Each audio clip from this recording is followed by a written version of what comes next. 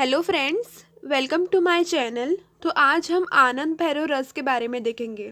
ठीक है, ओके। तो आनंद भैरव रस जो इसके घटक द्रव्य कौन कौन से हैं, तो उसमें सबसे पहला तो शुद्ध हिंगुल जो है वह रहता है, उसका हम 1 भाग लेते हैं। शुद्ध वत्सनाभ जो है वह लेते हैं, उसका 1 भाग। और शुंठी 1 भाग, पिंपली जो है वह 2 भाग, मरीच 2 भाग, शुद्ध टंकन जो है वह 1 भाग और जावित्री जो है वह 1 भाग। इसमें से ये याद रखना ना कि जो पिंपली और जो मरीच है वही सिर्फ हम दो दो भाग लेंगे। ठीक है, पिंपली और मरीच जो है वह हम 2 भाग लेंगे। फिर सभी जो है मतलब कि शुद्ध हिंगुल है, वत्सनाभ है ना। वत्सनाभ जो है विष है ना, विष द्रव्य में आता है।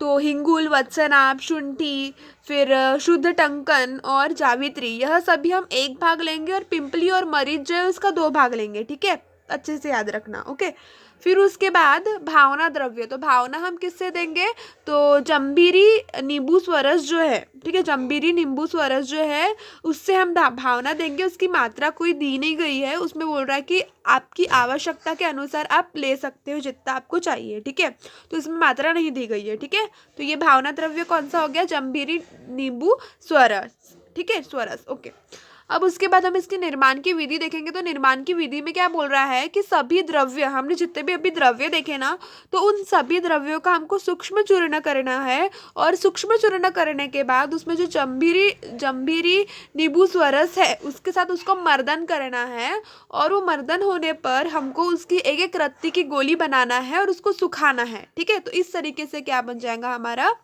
जो आनंद भैरव रस है वह तैयार हो जाएगा। ठीक है, ओके।